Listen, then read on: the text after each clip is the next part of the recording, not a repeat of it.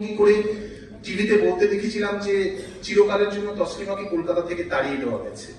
তো তাকেও একটু বলা যায় যে জিতে গেছে কাগজ কলম কালি, হেরে গেছে ইদ্রিস আলী।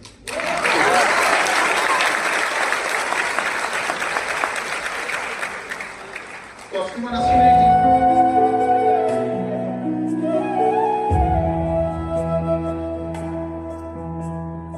অস্ত্র নয় অস্ত্র চাই মানুষের উলঙ্গ শরীরে, ক্ষুধা নয় সুধা চাই। চিন্তা করছি কবিতার নাম রবীন্দ্রনাথ যদি বেঁচে থাকতেন। ধরা যাক রবীন্দ্রনাথ বেঁচে আছেন, অসুখ বিসুখ নেই, শয্যাশায়ী নন, দিব্যি লিখছেন, গাইছেন, ভাবছেন, ভ্রমণ করছেন। ঘৃণা, বর্বরতার, ধ্বংসের উন্মাদনা, আমরা কি এসব চাই? চাই না। আমরা বাঁচতে চাই, এই পৃথিবীকেও ধ্বংসের হাত থেকে বাঁচাতে চাই। আমার এবারের কবিতার নাম তাই যুদ্ধে নেমেছে, ওদের অস্ত্র আছে তাই যুদ্ধে নেমেছে, ওরা ধ্বংস ভালোবাসে তাই যুদ্ধে নেমেছে। তুমি আমি চলো চুম্বন করি ঠোঁটে, তুমি আমি বাইরে একা যেতে চেয়েছিল বলে জেলে গেল সে। আমি হত্যা করলো তার স্বামী সে। আমি কায়রোর যে মেয়েটিকে খুন করা হলো বিয়েতে রাজি হয়নি বলে,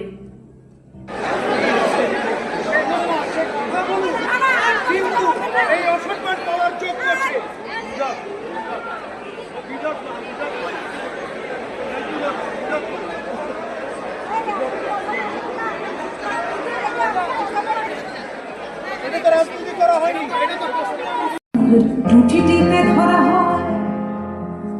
অধিকার পেতে চাইলে আমাকে ধর্মের চাঁদা করে পেশা হয়। অধিকার পেতে চাইলে আমাকে বেশ্যা বলা হয়। অধিকার পেতে চাইলে মাছি দাঁড়াবার মতো বাহাতখানা মাঝে মাঝে দুলে ওঠে স্ক্যান্ডিনেভিয়ার শীত নিয়ন্ত্রিত ঘরে। পোকামাকড়ের বংশও নেই, তবু কি যেন তারাই মনে মনে। দুঃখ, মাছের মলিন টুকরো। সবার প্রিয় আমাদের মুখ্যমন্ত্রী মাননীয় শ্রী শুভেন্দু অধিকারী মহাশয় এসেছেন, আমরা আনন্দিত।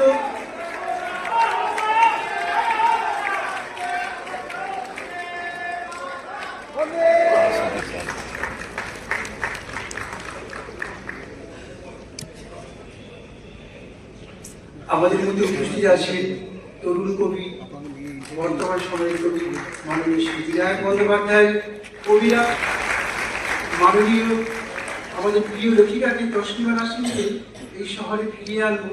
এবং যখন এটা দাঁড়া বাঁধছে,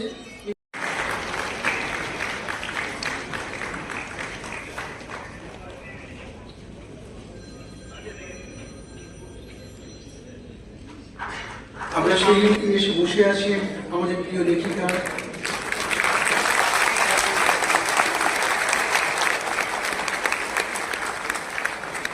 একদিন মনে হতো যে আমরা বোধহয় রাজনৈতিক প্রেক্ষাপট বাতাবরণ এমন হয়েছিল আমাদের রাজ্যে,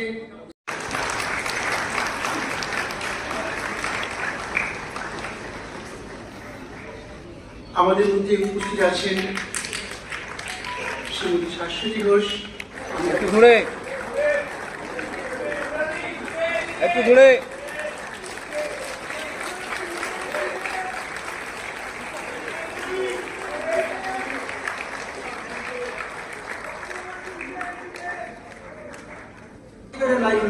আন্দোলনে তিনি আমাদের সঙ্গে ছিলেন। সেই শাশ্বতী ঘোষ, শ্রীমতী শাশ্বতী ঘোষকে আহ্বান করছি, দিদি আপনি আসুন, এসে আপনার আসন অলঙ্কৃত করুন। আমাদের মধ্যে আছেন মাননীয় শান্তনু সিং পুষ্পাঞ্জলি করলেন। তিনি গত 20 বছর ধরে মুসলিম সমাজের মধ্যে সংস্কারের চেষ্টা করেছেন। তার এই নিজস্ব অনেক সময় একক প্রচেষ্টায় আপনারা দেখেছেন 2 বছর আগে আরিফ মোহাম্মদ খানকে এনেছেন।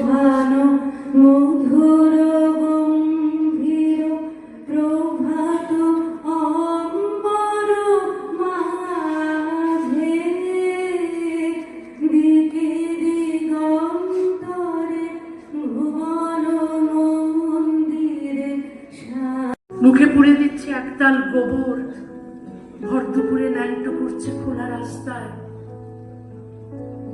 কবে আমাদের দেখা হবে কলকাতা? সামনের শীতে, বসন্তে, নাকি বসন্ত যাবে ঝরা পাতার উপর মরম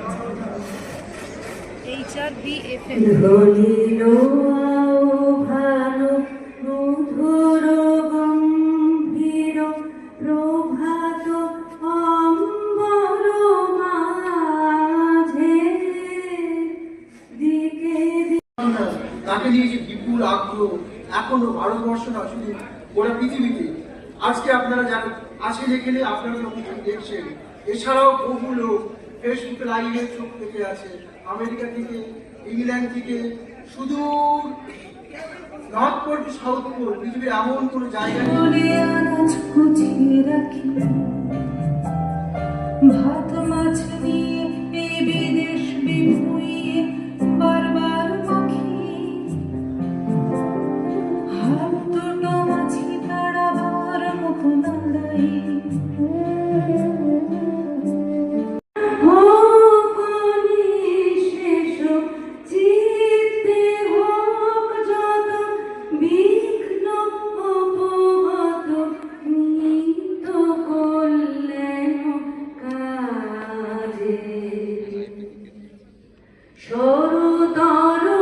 কেমন আছো তুমি? কেমন আছে তোমার চৌরঙ্গি, গড়ের মাঠ, ইডেন গার্ডেন? কেমন আছে হাওড়া ব্রিজ, শ্যামবাজার, গড়িয়াহাটের মোড়, ধর্মতলা? সেখানে নিয়ে এটি বইয়ের সংকলন করেছেন, সেই বইটির বড় উন্মোচন হবে। প্লিজ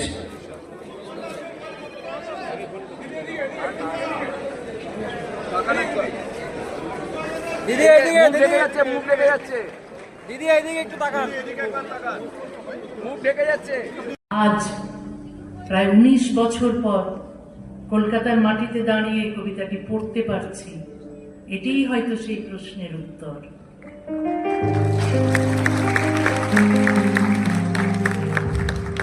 মরে গেলে লাশখানা রেখে এসো ওখানে, মেডিকেল। কে বসবেন, কে থাকবেন, কে যাবেন, তুমি ঠিক করার কে হে? যেতে পারি কিন্তু কেন যাব, বলতেই পারেন তিনি। সময় যে বড় বিচারক।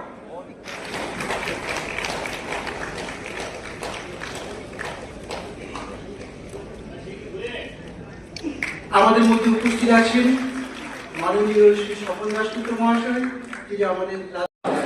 আপনারা একটা হাততালি দিন। এবার আমরা মূল অনুষ্ঠানে ফিরে যাব। ফেরা অনুষ্ঠান, দিদির লেখা কবিতা, তার গান, সুর দেওয়া হয়েছে।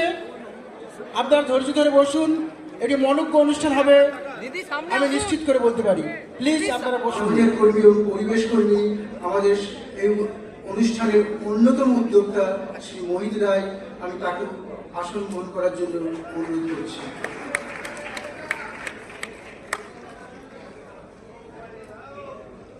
নানা দিক থেকে আজকের দিনটি আমাদের কাছে 10টি বার আসেন। আপনি আসন গ্রহণ করুন।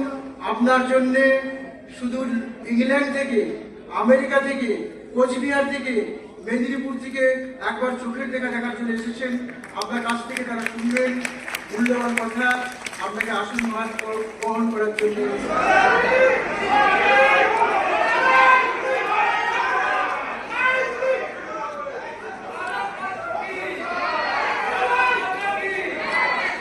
একটু ঘুরে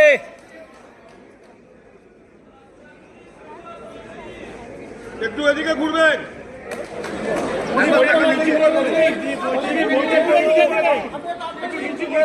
আপা একটু নিচু করে ধরো বইটা, আপা নিচু, হ্যাঁ ইয়া আপনারা একটু হাততালি অভিনন্দিত করুন।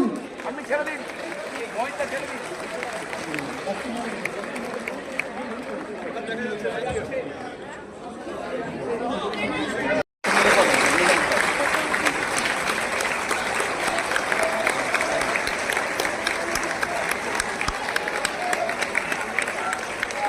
আমাদের মধ্যে উপস্থিত আছেন মাননীয় লেখক এবং ভূতপূর্ব গভর্নর মেঘালয়ের মাননীয় শ্রী তথাগত রায় মহাশয়।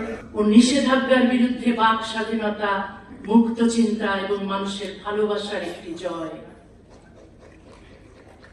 নির্বাসন আমার ঠিকানা কেড়ে নিয়েছে, কিন্তু আমার ভাষা কেড়ে নিতে পারেনি। আমার ঘর কেড়ে নিয়েছে, কিন্তু ঘরে ফেরার আকাঙ্ক্ষা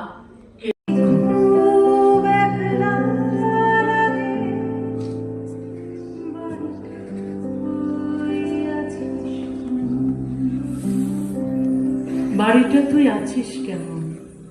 আছিস কেমন বাড়িটা তুই? তোর বুঝি খুব একলা লাগে?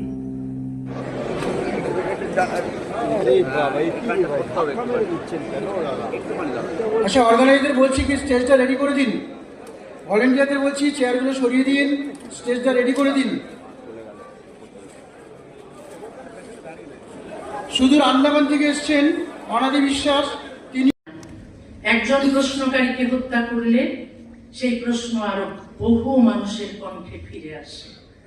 যে সমাজ তার সমালোচককে হত্যা করে, কারাগারে পাঠায় বা নির্বাসিত করে, সে সমাজ সমালোচককে নয়, নিজের ভবিষ্যৎকেই হত্যা করে, বন্দী করে বা নির্বাসিত করে। প্রশাসনিক প্রধান হিসেবে শৃঙ্খল মুক্ত পশ্চিমবঙ্গ, বাঁধন মুক্ত পশ্চিমবঙ্গ, যেখানে সংবিধানের প্রতিটি স্তম্ভ এই অপরাধ বলা হলো। সারা দেশে আমাকে হত্যার জন্য মিছিল বের হলো, আমার বিরুদ্ধে ফতোয়া জারি হলো, মাথার মূল্য ঘোষণা হলো। রাষ্ট্র আমার নিরাপত্তা নিশ্চিত করার বদলে আমার বিরুদ্ধে গ্রেফতারি পরোয়ানা জারি করলো। শেষ পর্যন্ত আমাকে দেশ থেকে পরাজিত করতেও আসেনি। আমি এসেছি নারীর সমান অধিকার, মানবাধিকার, ধর্মনিরপেক্ষতা, যুক্তিবাদ, মুক্ত চিন্তা এবং বাক স্বাধীনতার পক্ষে কথা বলতে। আজকের দিনটি সাক্ষ্য দিচ্ছে ভয় চিরস্থায়ী নয়, নিষেধাজ্ঞা। একটি ঘর পেয়েছিলাম, এখানেই আমি সুখে ও স্বস্তিতে ছিলাম, সৃষ্টিশীল ছিলাম। আমার বই দ্বিখণ্ডিত নিষিদ্ধ হয়েছিল। কলকাতা হাইকোর্ট সেই নিষেধাজ্ঞা খারিজ করে দেন। তবু 2007 সালের 22 নভেম্বর পশ্চিমবঙ্গ সরকার মুসলিমকে ঘৃণা করে, ইসলামের সংস্কারক বা সমালোচককে হত্যা করে। সেই বিধানকে প্রশ্ন করতেই হবে।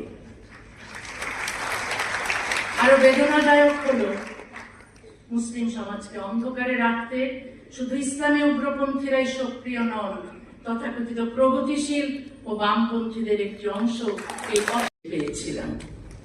শেষ পর্যন্ত একজন বাঙালি লেখকের জন্য দুই বাংলার কোথাও একটি ছোট ঘরও রইল না। ইউরোপ আমাকে নাগরিকত্ব, নিরাপত্তা এবং আশ্রয় দিয়েছে, আমি তার জন্য কৃতজ্ঞ। কিন্তু নাগরিকত্ব আর আপনত্ব এই একটি বাক্য উচ্চারণ করতে আমার প্রায় 19 বছর লেগেছে। নির্বাসিত মানুষের ক্যালেন্ডারে বছর শুধু সময় নয়, প্রতিটি বছর একটি বন্ধ। মুসলমানের শুভাকাঙ্ক্ষী হওয়া মানে তাদের ধর্মীয় শাসনের বন্দিত্বে রেখে দেওয়া নয়। আমি চাই মুসলিম সমাজে মুক্ত চিন্তার চর্চা বাড়ুক, যুক্তিবাদী ও ধর্মনিরপেক্ষ মানুষের সংখ্যা বাড়ুক, নারীরা পূর্ণ সমান অধিকার পাক, কারো মানবাধিকার লঙ্ঘিত না হোক। কোনো মতো লেখককে হত্যা করতে যাবেন না, কারাগারে নিক্ষেপ করবেন না, তার দেশ, ভাষা, পাঠক ও ঘর থেকে তাকে নির্বাসিত করবেন না। যে স্বাধীনতা শুধু নিজের পছন্দের কথার জন্য, তার নাম বাক স্বাধীনতা নয়। এটি সমাজের সভ্যতা বোঝা যায়। মানুষের ধর্ম মানার, ধর্ম গ্রহণ করার, ধর্ম প্রচার করার অধিকার মানি। একই সঙ্গে ধর্ম না মানার, ধর্ম ত্যাগ করার এবং ধর্মের সমালোচনা করার অধিকারও মানি। বিশ্বাসের স্বাধীনতা বিশ্বাসকে সমালোচনার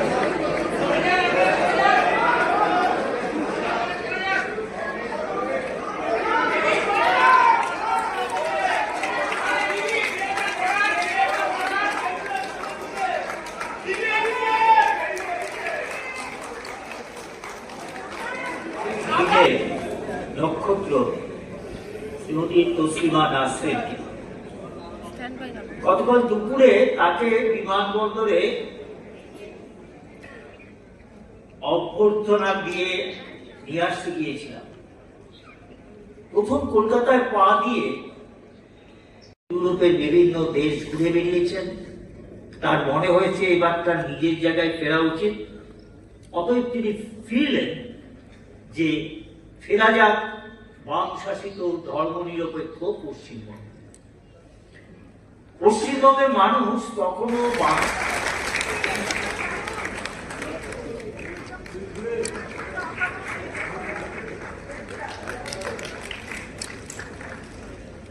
আমরা মাননীয় মন্ত্রী, আমি দিদিকে বলবো এই কবিতাটি আজকে আমাদের দর্শকদের সামনে পড়ে শোনানোর জন্য। ফিরছেন কোনো মিছিলের ব্যানার হয়ে নয়, কোনো স্লোগানের প্রতিধ্বনি হয়ে নয়, ফিরছেন এক নির্বাসিত সত্যের নাম হয়ে।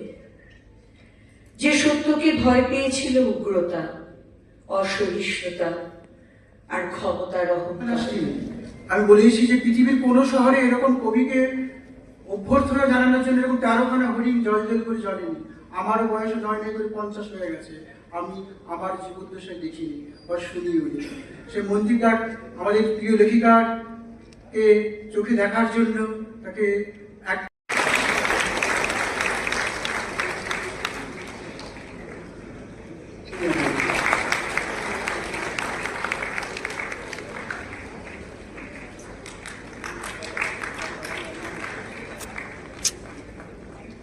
এরপরে বরণ করে নেব আমাদের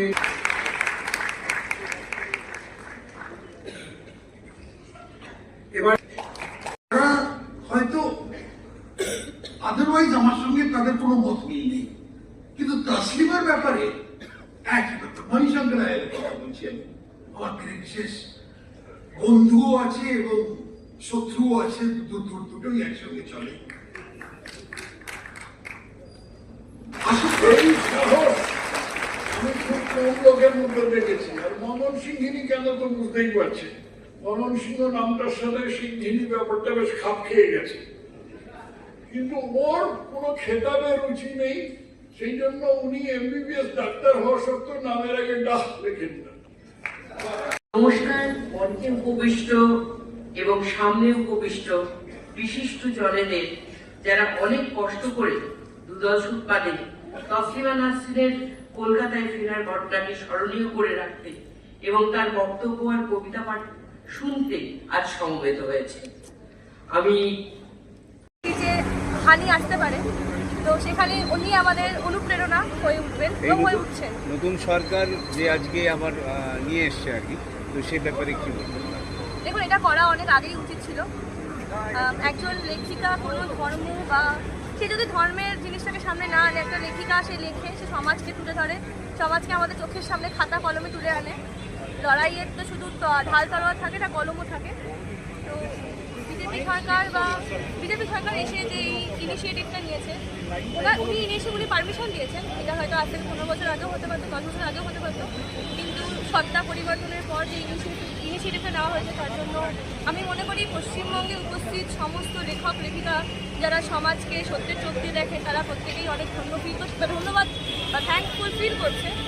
অ্যান্ড এটুকু সাহস পাচ্ছে যে তারা কথা বলতে পারে, তারা তাদের সমাজের সমস্যাকে তুলে আনতে পারে এবং তাদেরকে দেশ ছাড়া সমাজ ছাড়া